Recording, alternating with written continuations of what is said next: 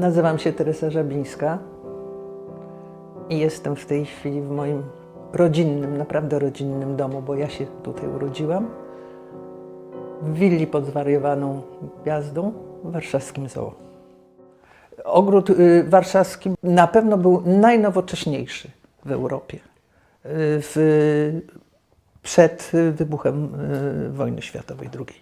W tym domu ukrywali się, przechowywali nie tylko właśnie Żydzi. W tym domu byli, nie mogę powiedzieć przetrzymywani, bo nie przetrzymywani, ale trzeba było przechować również parę osób, które były chore psychicznie. Również i w tym domu, może nie bezpośrednio w pokojach, ale na terenie bliskim zresztą ogródka, byli schowani, ich się przetrzymało młodych chłopaków z Szarych Szeregów po akcji. Trzeba było im udzielić schronienia. Zaczęło się od tego, że w ogóle w tym domu zaczęto przyjmować ludzi, którzy potrzebowali w danym momencie pomocy. Ojciec miał taki zbiór śrubek, muterek, różnych rzeczy. Również była taka ogromna beczka z jakimś preparatem, nie wiem, który wyglądał jak jakiś proszek, nawóz czy coś w tym sensie.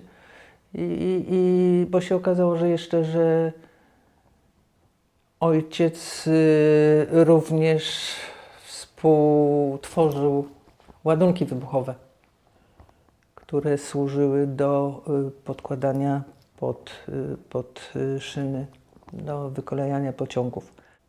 Jednocześnie na terenie ogrodu, poza bronią niemiecką, Wachą, czyli broniła Wacha niemiecka, były składy broni dla AK w różnych miejscach, głównie zresztą na tak zwanej Lwiej Wyspie. Ja określiłabym ich działanie, to jest określenie, działanie ojca, to było zewnętrzne. On miał kontakt ze światem, on działał z zewnątrz, trzeba było załatwić papiery, trzeba było jakieś następne miejsce do przerzutu czy coś załatwiać, poza swoją pracą oczywiście mówię tu w tej chwili o rzeczach związanych z mieszkańcami tego domu. On szukał następnych kontaktów, on miał informacje, czy komuś trzeba pomóc, czy znowu kogoś przechować. Natomiast całą taką, właściwie najgorszą i najbardziej, wbrew pozorom, niebezpieczną sprawą zajmowała się mama. Trzeba było wymyśleć na przykład taką rzecz, ponieważ mieszkało tu dużo ludzi, to jak ich ostrzec i co z nimi zrobić w momencie, kiedy na przykład zostanie zauważone to, że nadchodzi niebezpieczeństwo. To trzeba wymyśleć jakiś sygnał. Sygnał, który będzie jednakowo zrozumiały i jednakowo słyszalny dla wszystkich mieszkańców, dla wszystkich przebywających w tym domu, jak i również dla tych, którzy byli i chowali się na zewnątrz. I to mama wymyśliła, która grała zresztą, mama grała, ojciec grał też na fortepianie, mama grała bardzo dobrze. Parę osób tutaj też mieszkało, które grało na fortepianie, więc ta osoba, głównie matka, jeżeli coś się działo, siadała do fortepianu i grała arietę Melausa z operetki Offenbacha o tytule Jedź na Kretę. Taka skoczna, bardzo popularna, skoczna melodyjka. Przez teren ogrodu całego, łącznie z willą, są szacunki takie, że przewinęło się około 300 osób.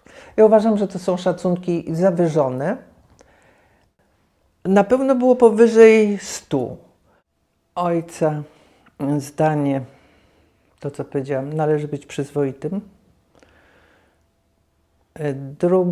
Druga rzecz istotna, jeżeli ktoś potrzebuje pomocy, ktoś jest słabszy i potrzebuje pomocy, tej pomocy mu należy udzielić. można się zastanowić nad tym, czy ja też potrzebuję pomocy, czy ten ktoś potrzebuje pomocy. I w tej chwili ten ktoś potrzebuje bardziej pomocy. Ojciec powiedział, że dla niego było absolutnie obojętne, czy to byli Żydzi. Byłoby dla niego obojętne, kim by byli. Czy to byliby Anglicy, czy to byliby Duńczycy, czy ktokolwiek inny. To byli ci, którzy byli w takiej sytuacji, że oni wymagali pomocy. Dlaczego on to mówił? On mówił, że on, takie zdanie powiedział, jestem demokratą, jestem Polakiem. I zawdzięczam to wychowaniu w tym duchu przez moich rodziców i przez gimnazjum, do którego uczęszczałem. Mama to samo mogłaby powiedzieć. Należy robić po prostu to, co się należy. Trzeba robić to, co się należy. Pomagać trzeba zawsze słabszym. Oczywiście rodzice bardzo się bali tego, że się bardzo bali i to, że żyli właściwie w bezustannym strachu. Dowodem na to jest to, że jedno i drugie miało zawsze przy sobie fiolkę z cjankiem.